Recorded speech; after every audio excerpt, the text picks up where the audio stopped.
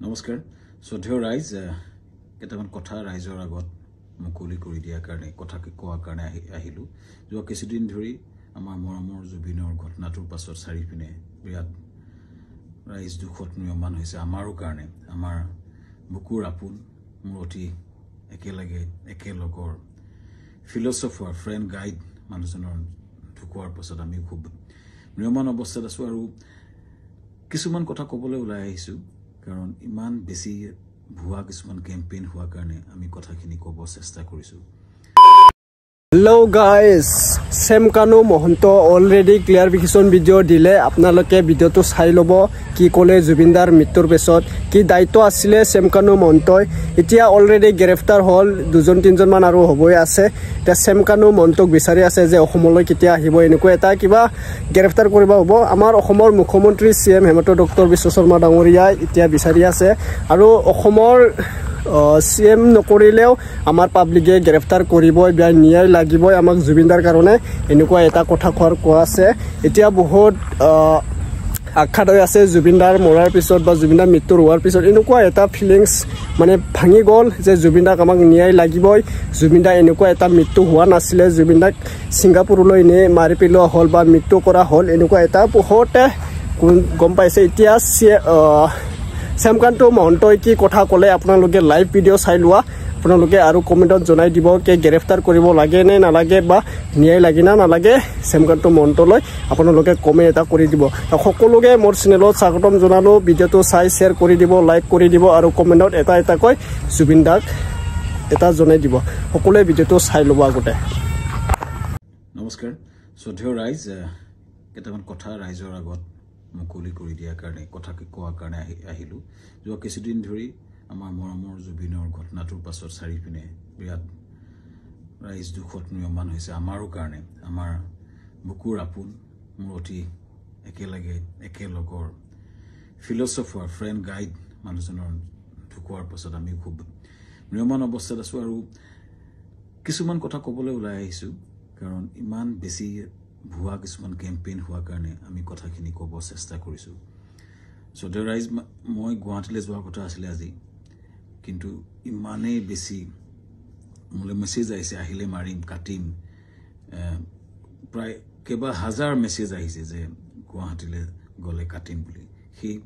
প্ৰেক্ষাপটত যাব পৰা নাই সেই সময়ত খুব মন আছিলে গৰিমাৰ ওচৰত থিয় দিয়া মোৰ পৰিয়ালৰ নিচিনা মোৰ ভগ্নী গৰিমা বা দলটোৰ লগত এই ঘটনাটোৰ পিছত থিয় দিব পৰা নাই কিন্তু কিয় পৰা নাই ৰাইজ গম পাইছে কাৰণ আমাক থ্ৰেটনিং কৰা হৈছে কিন্তু আসলতে জুবিন গাৰ্গক মৃত্যুত আমি দুখী নেকি এই কথাখিনি খুব কিছুদিন ধৰি ছ'চিয়েল মিডিয়াত কিছুমান ব্যক্তিয়ে টিআৰপিৰ আশাত মামাকে দুখী সজাই কেংগেৰু কোৰ্ট পাতি যে নিজৰ ডিগ্ৰী দিলে কিন্তু আচলতে কথাটো কি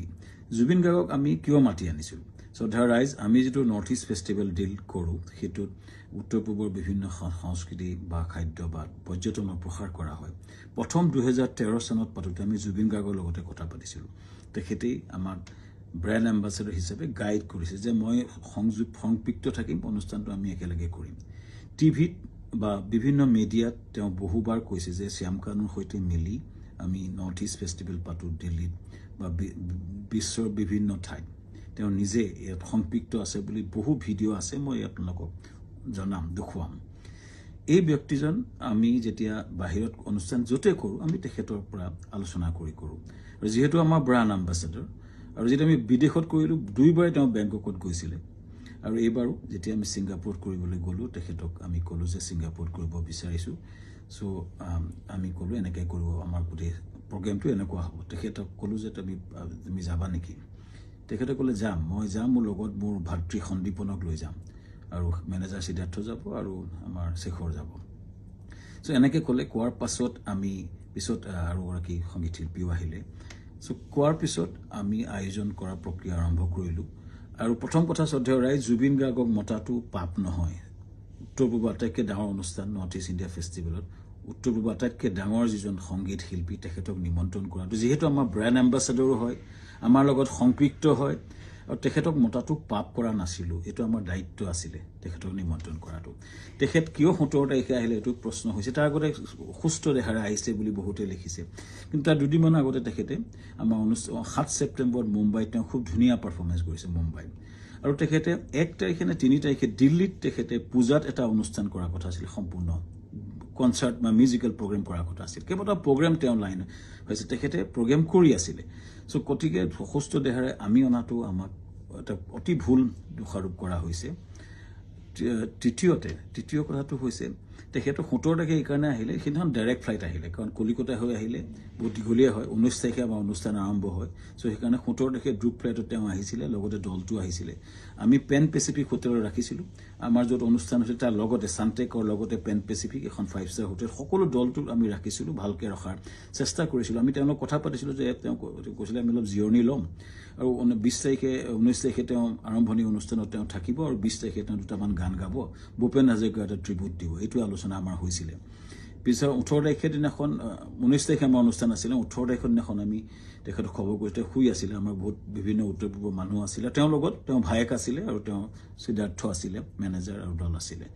19 তাৰিখৰ দিনা ঘটনাটো ঘটিলে যেতিয়া আমাৰ খেদিনাখন উত্তৰ পূৰ্বৰ বিভিন্ন মন্ত্ৰী বিষয়া লগত আমাৰ এখন মিটিং চলি আছিল উদ্যমী সকলৰ লগত সিংগাপুৰৰ মিটিং চলি আছিল যাতে আমি ৰাতিপুৱাই গৈছিলো তেতিয়া এই জাহাজৰ ঘটনাটো কথা মোক সিদ্ধাৰ্থ শৰ্মাই ফোন কৰিছিল 3:30 বজাত আমাৰ মিটিং আৰম্ভ হৈছিল 12:30 বজাত সো 11:30 মানতে মই সাংগ্ৰিলা হোটেলত গৈছিলো আৰু তাত 3:30 মান বজাত আমি গম পাইছিলো যে এনেকুৱা ঘটনা এটা ঘটিছে সিদ্ধাৰ্থ ফোন কৰিছিল কোড ঘটিছে কেনেকৈ ঘটিছে আমি একো গম পোৱা নাছিলো লগে লগে বহুখিনি তাকে লৈ ফোন আহিছিল কিন্তু মই উত্তৰ দিব পৰা নাছিলো আসলতে ইমান ডাঙৰ ঘটনাটো আমাৰ মৰমৰ বুকুৰ আপোন মানুহজন এনেকুৱা ঘটনা ঘটিছে কথাটো আমাৰ কাৰণে এটা থটমটৰ নিচিনা হ'ল আৰু লগে লগে আমি দূতাবাসৰ লগত কথা পাতি তালৈ গলো আৰু ঘটনাটো হ'ল আৰু এই ঘটনাটোৱে সকলোকে মুখৰে মাত নাইকিয়া কৰিলে আৰু গম পাই লগলে আমাৰ অনুষ্ঠানটো বাতিল কৰা বুলি আমাৰ হাই কমিছনে নিজস্বভাৱে ঘোষণা কৰিলে আৰু অনুষ্ঠান তাতে বাতিল কৰা হ'ল তাৰ পিছতো কোনবাই উলিয়াইছে আমি প্ৰগ্ৰাম কৰি আছিলো বুলি কিন্তু আসলতে আমাৰ ভাৰতৰ ৰাষ্ট্ৰদূতাই এইটো ডিক্লেয়াৰ কৰিছিল অনুষ্ঠানটো সম্পূৰ্ণ বাতিল কৰা হৈছিল আৰু সেইটো পিছতো আমি টিমটোৰ লগত লাগি কেনেকৈ আমাৰ পাৰ্থিৱ শৰীৰটো গুৱাহাটীলৈ পঠাব পাৰি তাৰ লগত মই কাম কৰিছিলো সিদ্ধাৰ্থ লগত আমাৰ মৰ্গত আমাকে যাবলৈ দিয়া হৈছিল সিদ্ধাৰ্থ আৰু সন্দীপন শেখৰৰ লগত আৰু তাৰ পিছতে কেম্পেইনটা আৰম্ভ হ'ল আমাৰ বিপক্ষে সেইদিনা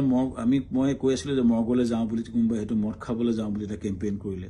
কোনোবাই ক'লে যে শ্যামকানু মহন্তক মানে ধৰি হত্যা কৰিব লাগে এনেকুৱা ধৰণৰ কেম্পেইন আৰম্ভ হ'ল আৰু এটা ভয়ানক আমাৰ বিপক্ষে এটা কেম্পেইন শ্ৰদ্ধা ৰাইজ এটাই মই ক'ব খুজিছো যে আমি গোটেই প্ৰক্ৰিয়াটোত কোনো পধ্যে জড়িত নাছিলো য'ত ঘটনা ঘটিছিলে তাত 12-13 মান অসমীয়া সমাজৰ লোক আছিলে আৰু